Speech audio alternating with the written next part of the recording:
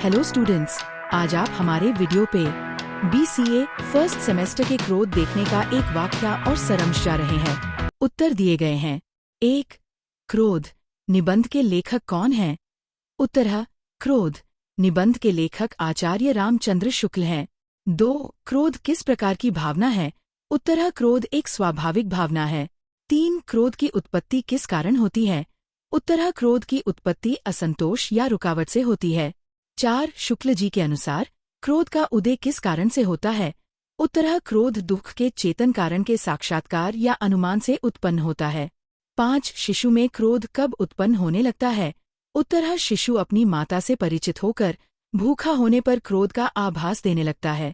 6. क्रोध को शुक्ल जी ने किस प्रकार का निबंध कहा है? उत्तर है शुक्ल जी ने क्रोध को एक मनोविकार संबंधी निबंध कहा है।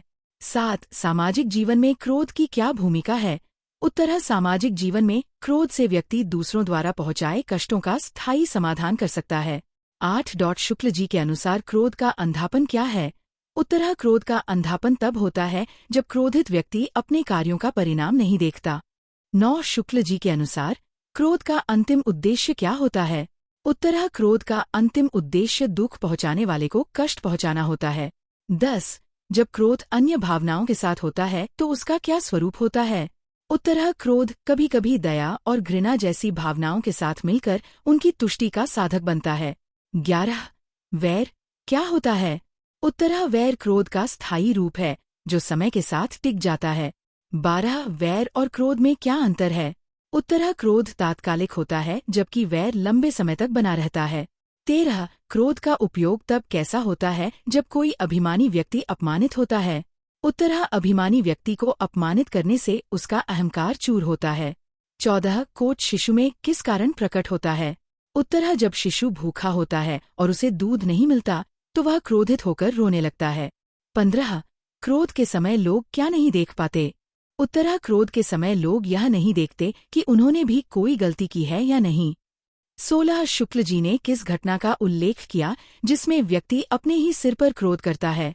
उत्तर है जब लोग क्रोधित होकर अपना ही सिर पटकते हैं तो ये दर्शाता है कि वे दूसरे व्यक्ति को दुख पहुंचाना चाहते हैं जिसे उनके दुख का एहसास होगा। 17. शुक्ल जी के अनुसार क्रोध का कौन सा रूप अप्रिय नहीं होता? उत्तर है जब क्रोध दूसरे के दुख पर उत्पन्न होता है तो वह सुंदर और मनोहर प्रतीत होता है। 18. क्रोध की किस प्रकार से समाज की भलाई होती है? उत्तर है जब समाज में क्रोध द्वारा दुर्व्यवहार करने वालों को दंडित किया जाता है तो समाज में अनुशासन और व्यवस्था बनी रहती है। 19. वाल्मीकि के क्रोध का सौंदर्य किसमें निहित है? उत्तर है वाल्मीकि के क्रोध का सौंदर्य प्राणी मात्र के दुख की सहानुभूति में निहित है। 20. क्रोध निबंध में शुक्ल जी किस मनोविकार को क्रोध का सेवक बताते हैं? उत्तर है करुणा को क्रोध का सेवक बताया गया है। 21. क्रोध किसे प्रभावित करता है? उत्तर है क्रोध व्यक्ति के मानसिक, शारीरिक और सामाजिक जीवन को प्रभावित करता है। 22. क्रोध से मनुष्य का कौन सा अंग सबसे अधिक प्रभावित होता है? उत्तर है हृदय और मस्तिष्क। 23. क्रोध से रक्तचाप पर क्या प्रभाव पड़ता है? उत्तर है क्रोध से रक्तचाप बढ़ जाता है। 24. शुक्ल जी ने क्रोध के कितने प्रकार है? उत्तर है 2 प्रकार, तात्कालिक और स्थायी। वैर। 25. क्रोध किसे सबसे अधिक हानि पहुंचाता है? उत्तर है स्वयं क्रोध करने वाले को। 26. आचार्य रामचंद्र शुक्ल ने क्रोध निबंध में किस मानसिकता का विश्लेषण किया है? उत्तर आचार्य रामचंद्र शुक्ल ने क्रोध निबंध में क्रोध की मानसिकता और उसके उत्पत्ति के कारणों का विश्लेषण किया है। उन्होंने बताया कि क्रोध दुख के कारणों के परिज्ञान से उत्पन्न होता है। 27. क्रोध निबंध में शुक्ल जी ने क्रोध को किस रूप में उपयोगी बताया है? उत्तर शुक्ल जी ने क्रोध को समाज में दूसरों के द्वारा पहुंचाए गए कष्टों का प्रतिकार करने के लिए उपयोगी बताया है जिससे समाज में सही शिक्षा और भलाई होती है। 29. शुक्ल जी के अनुसार क्रोध का लक्ष्य क्या होता है? उत्तर शुक्ल जी के अनुसार क्रोध का लक्ष्य या तो प्रतिकार करना होता है या किसी के अभिमान को चूर चूर कर उसे नम्र बनाना होता है। 30. आचार्य रामचंद्र शुक्ल ने क्रोध के बारे में क्या कहा है? उत्तर आचार्य रामचंद्र शुक्ल ने कहा है कि क्रोध दुख के कारण को जानने के बाद उत्पन्न होता है और यह सामाजिक जीवन में अपने अधिकारों की रक्षा के लिए आवश्यक होता है। 31. क्रोध निबंध में शुक्ल जी ने किस उदाहरण का उपयोग किया है?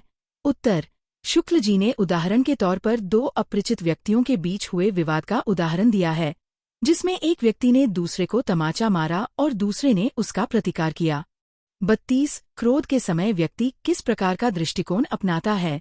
उत्तर, क्रोध के समय व्यक्ति केवल अपने कष्ट को और दुख को समाप्त करने के लिए सामने वाले से प्रतिकार करने की प्रवृत्ति अपनाता है, बिना यह सोचें कि उसका कार्य उचित है या नहीं। 33. शुक्ल जी के अनुसार क्रोध का क्या दुष्परिणाम हो सकता है?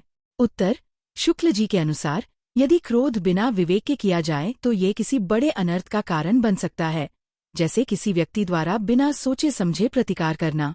34. क्रोध क्या है? उत्तर, क्रोध एक मानसिक विकार है जो दुख के कारण उत्पन्न होता है, जब व्यक्ति को किसी से दुख या पीड़ा पहुंचती है और वह इसका प्रतिकार करता है। 35. क्रोध किस कारण से उत्पन्न होता है? उत्तर, क्रोध दुख के चेतन कारण के साक्षात्कार से उत्पन्न होता है, जब व्यक्ति को दुख का कारण ज्ञात होता है। 36. क्रोध और दुख का क्या संबंध है? उत्तर, क्रोध दुख से उत्पन्न होता है। जब व्यक्ति को दुख का कारण ज्ञात होता है, तब उसका मन क्रोध में बदल जाता है। 37. क्या शिशु को क्रोध का अनुभव होता है? उत्तर, शिशु को प्रारंभ में क्रोध का अनुभव नहीं होता, वह केवल अपनी पीड़ा व्यक्त करता है। जैसे जैसे वह माँ को पहचानता है, भूख के समय क्रोध का आभास होता है। 38. क्रोध का समाज में क्या महत्व है? उत्तर, समाज में क्रोध की आवश्यकता इसलिए होती है ताकि किसी को हो रहे कष्ट का प्रतिकार किया जा सके और दूसरों को नुकसान पहुंचाने वाले व्यक्तियों को दंडित किया जा सके। 39. क्रोध और प्रतिकार में क्या अंतर है?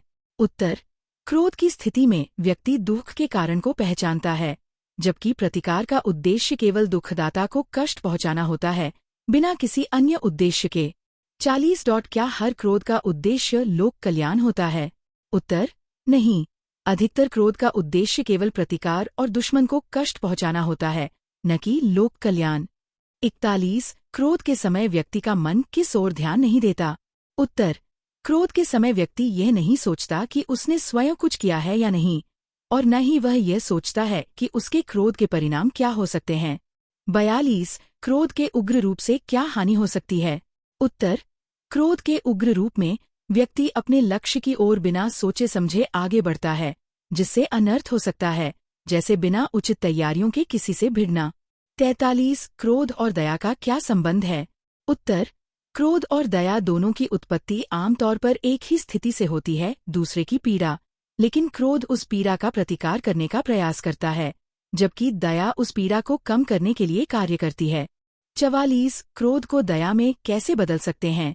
उत्तर, जब किसी व्यक्ति को अन्याय का शिकार होते देखकर उत्पन्न क्रोध दया की भावना में बदल सकता है, जब हम उस व्यक्ति की सहायता करने का निर्णय लेते हैं। 45. चिड़चिड़ाहट किसे कहा जाता है? उत्तर, चिड़चिड़ाहट हल्का और अस्थायी क्रोध होता है, जो किसी बात के असहनीय या असमर्थ अनुभव के कारण उत्पन्न होता है, और सामान्यतः इसका उद्देश्य दूसरों को दुख पहुंचाना नहीं होता।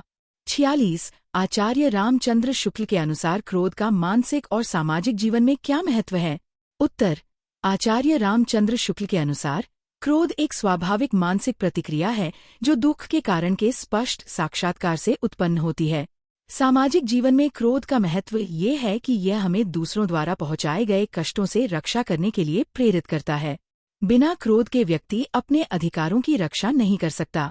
समाज में किसी को बार बार दुख पहुंचाने वाले व्यक्तियों के प्रति क्रोध आवश्यक होता है, ताकि उस व्यक्ति को उचित दंड मिले और भविष्य में वह पुनः ऐसा कृत्य न करे। क्रोध का मुख्य उद्देश्य प्रतिकार करना होता है, ताकि दूसरों को अपनी गलतियों का एहसास हो सके और समाज में अनुशासन बना रहे। 47. शुक्ल जी ने अपने निबंध में क्रोध और दुख के संबंध को कैसे समझाया है? उत्तर, आचार्य रामचंद्र शुक्ल ने क्रोध निबंध में क्रोध और दुख के संबंध को इस प्रकार समझाया है कि क्रोध दुख के चेतन कारण के ज्ञान या अनुमान से उत्पन्न होता है। यदि किसी व्यक्ति को दुख पहुंचाया जाता है और उसे इसका कारण स्पष्ट रूप से दिखाई देता है, तो वही दुख क्रोध का कारण बनता है। उदाहरण के तौर पर, शिशु को जब भूख लगती है और वह अपनी माता को देखता है, तो वह रोने के साथ साथ क्रोध का आभास भी व्यक्त करता है। क्रोध तब उत्पन्न होता है जब व्यक्ति अपने दुख के कारण को जान लेता है और उससे छुटकारा पाने के लिए प्रतिक्रिया करता है। 48. आचार्य रामचंद्र शुक्ल ने क्रोध निबंध में क्रोध के उपयोगी और अनुपयोगी रूपों का विवेचन कैसे किया है? उत्तर, आचार्य रामचंद्र शुक्ल ने क्रोध निबंध में क्रोध के 2 रूपों का विवेचन किया है, उपयोगी और अनुपयोगी। 1. उपयोगी क्रोध। यह वह क्रोध है जो समाज में किसी के द्वारा पहुंचाए गए कष्ट से निपटने के लिए उत्पन्न होता है। इस प्रकार का क्रोध समाज में अनुशासन बनाए रखने में मदद करता है और एक व्यक्ति को बार बार कष्ट पहुंचाने से रोकता है।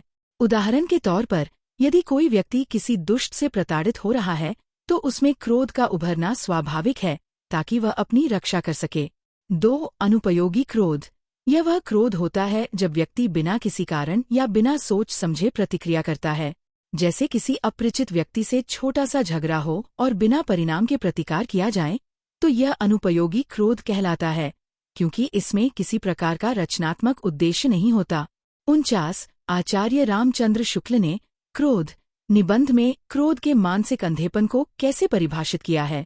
उत्तर, आचार्य रामचंद्र शुक्ल ने क्रोध के मानसिक अंधेपन को इस प्रकार परिभाषित किया है कि क्रोध के दौरान व्यक्ति अपने विवेक और बुद्धि का सही प्रयोग नहीं करता। जब व्यक्ति क्रोधित होता है तो वह केवल अपने दुख और कष्ट से उबरने के लिए प्रतिक्रिया करता है, बिना यह सोचे कि उसने क्या किया है और उसके कार्य का परिणाम क्या होगा। क्रोध करने वाला केवल दूसरे व्यक्ति से प्रतिकार की उम्मीद करता है और खुद के कार्यों के परिणामों को नजरअंदाज कर देता है। यही कारण है कि क्रोध के समय व्यक्ति अंधेपन में होता है और वह अपने कार्यों के परिणामों को नहीं समझ पाता। 50.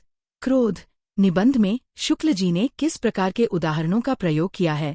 उत्तर, आचार्य रामचंद्र शुक्ल ने क्रोध निबंध में विभिन्न उदाहरणों का प्रयोग किया है ताकि क्रोध के विभिन्न पहलुओं को समझाया जा सके। उन्होंने 2 अपरिचित व्यक्तियों के बीच हुए विवाद का उदाहरण दिया है, जिसमें एक व्यक्ति ने दूसरे को तमाचा मारा और दूसरे ने उसका प्रतिकार किया। इससे यह स्पष्ट होता है कि क्रोध अधिकतर प्रतिकार के रूप में उत्पन्न होता है। शुक्ल जी ने यह भी उदाहरण दिया कि जब कोई व्यक्ति कई दिनों तक गालियां सुनता है और अंततः वह अपने पड़ोसी से प्रतिकार करता है, तो यह एक प्रकार का क्रोध है जो नित्य दुख से बचने के उद्देश्य से उत्पन्न होता है। 51. क्रोध को नियंत्रित करने के उपायों पर चर्चा करें। उत्तर, क्रोध को नियंत्रित करना एक महत्वपूर्ण जीवन कौशल है। यदि इसे सही तरीके से नियंत्रित किया जाए तो ये व्यक्ति के मानसिक और शारीरिक स्वास्थ्य को बचाए रखता है और समाज में शांति बनाए रखता है। कुछ प्रमुख उपाय हैं। 1. ध्यान और श्वास क्रिया, मेडिटेशन एंड ब्रीदिंग एक्सरसाइजेज। ध्यान और श्वास की तकनीकें व्यक्ति को मानसिक शांति प्रदान करती हैं और क्रोध को नियंत्रित करने में मदद करती हैं। गहरी श्वास लेने से मन शांत होता है और मानसिक संतुलन बनाए रखने में मदद मिलती है। 2. स्वयं पर नियंत्रण, सेल्फ कंट्रोल। व्यक्ति को अपने क्रोध के कारणों को पहचानना चाहिए और उस पर संयम बरतने का अभ्यास करना चाहिए। जब व्यक्ति खुद को जानता है तो वह अपने क्रोध को नियंत्रित कर सकता है। 3. विनम्रता, ह्यूमिलिटी। विनम्रता और शांतिपूर्ण स्वभाव रखने से व्यक्ति आसानी से क्रोधित नहीं होता। यह क्रोध के उग्र रूप से बचाता है और व्यक्ति को अधिक धैर्यवान बनाता है। 4. सकारात्मक सोच, पॉजिटिव थिंकिंग। सकारात्मक सोच व्यक्ति को कठिन परिस्थितियों में भी शांति बनाए रखने में मदद करती है। इसे अपनाने से क्रोध के उत्पन्न होने के अवसर कम होते हैं। 5. व्यायाम और शारीरिक गतिविधियां, एक्सरसाइज एंड फिजिकल एक्टिविटीज। व्यायाम से शरीर में ऊर्जा का संचार होता है, जिससे मानसिक तनाव कम होता है। नियमित शारीरिक गतिविधियां व्यक्ति को शांति की स्थिति में बनाए रखती हैं। 52. प्रश्न, क्रोध और दया के बीच संबंध की व्याख्या करें। उत्तर, क्रोध और दया दोनों मानवीय भावनाएं हैं, लेकिन ये परस्पर विरोधी प्रतीत होती हैं। फिर भी इनके बीच गहरे और महत्वपूर्ण संबंध हैं। क्रोध का उत्पत्ति। क्रोध आमतौर पर किसी अन्याय, अपमान या पीड़ा से उत्पन्न होता है। जब हम खुद को या किसी और को अपमानित या पीड़ित होते हुए महसूस करते हैं तो क्रोध उभरता है। यह भावना व्यक्ति को प्रतिकार करने के लिए प्रेरित करती है। दया का उत्पत्ति। दया दूसरे की कठिनाई, दुख या पीड़ा को समझने और उसे कम करने की भावना है। दया में सहानुभूति, करुणा और मदद की भावना होती है। जब हम किसी अन्य व्यक्ति की दुख भरी स्थिति को समझते हैं तो हम उसे सहायता देने की इच्छा रखते हैं। क्रोध और दया के बीच समानता। दोनों भावनाएं प्रायः एक ही स्थिति से उत्पन्न होती हैं, यानी किसी अन्य व्यक्ति की पीड़ा। जहां क्रोध उस पीड़ा का प्रतिकार करने के लिए होता है, वहीं दया उस पीड़ा को कम करने के लिए कार्य करती है। इस प्रकार क्रोध और दया दोनों की उत्पत्ति एक ही परिस्थिति से होती है, लेकिन इनका परस्पर प्रभाव भिन्न होता है। क्रोध का दया में रूपांतरण। क्रोध कभी कभी दया में बदल सकता है। उदाहरण के रूप में, यदि हम किसी व्यक्ति को अन्याय का शिकार होते हुए देखते हैं तो हमारा क्रोध उस अन्याय का विरोध करने के लिए उत्पन्न होता है, लेकिन जब हम उस व्यक्ति की मदद करने का निर्णय लेते हैं तो क्रोध दया में बदल जाता है। दया के माध्यम से क्रोध को शांत करना। दया एक शक्तिशाली साधन हो सकती है जो क्रोध को नियंत्रित करने में मदद करती है। जब हम किसी व्यक्ति की कठिनाई या दुख को समझने की कोशिश करते हैं तो हमारा क्रोध शांत हो जाता है। दया हमें ये महसूस कराती है कि हमें दूसरे की कमियों या गलतियों पर कठोर प्रतिक्रिया देने से पहले उनके संघर्षों को समझना चाहिए। निष्कर्ष। इस प्रकार क्रोध और दया के बीच परस्पर विरोधी होते हुए भी गहरे संबंध होते हैं। कभी कभी क्रोध दया में बदल सकता है और कभी कभी दया क्रोध को शांत करने का काम करती है। 53 क्रोध के विभिन्न प्रकारों और उनके समाज पर पड़ने वाले प्रभावों का विश्लेषण करें। उत्तर। क्रोध विभिन्न प्रकार का होता है जो व्यक्ति के मानसिक और शारीरिक स्वास्थ्य पर प्रभाव डालता है। इसका समाज पर भी गहरा प्रभाव पड़ता है, जो निम्नलिखित प्रकार से व्यक्त किया जा सकता है। 1. पूर्ण क्रोध। एंगर। पूर्ण क्रोध समाज में हिंसा और झगड़े का कारण बन सकता है। यह जब तर्क और नियंत्रण खोकर प्रकट होता है तो व्यक्ति को मानसिक और शारीरिक रूप से नुकसान पहुंचाता है। समाज में अशांति, दंगे और अपराध के मामलों की वृद्धि भी इसी प्रकार के क्रोध से होती है। क्रोधित व्यक्ति अपने कार्यों में न्याय और संयम को खो बैठता है, जो समाज के लिए खतरे का संकेत है। 2. चिड़चिड़ाहट। इरिटेबिलिटी। चिड़चिड़ाहट एक हल्का और सामान्य रूप है जो अक्सर बहुत आम स्थितियों में प्रकट होता है। यह व्यक्तिगत रिश्तों को प्रभावित करता है और परिवार या कामकाजी माहौल में तनाव उत्पन्न कर सकता है। हालांकि यह उग्र नहीं होता, फिर भी इसके प्रभाव समाज में मानसिक असंतुलन और तनाव का कारण बन सकते हैं। 3. वैर। हेट्रेड। वैर लंबे समय तक व्यक्ति के मन में बैठकर सामाजिक और व्यक्तिगत रिश्तों में दरार डालता है। जब कोई व्यक्ति किसी से वैर रखता है तो वह उसकी सामाजिक स्थिति, परिवार और मानसिक स्थिति को प्रभावित करता है।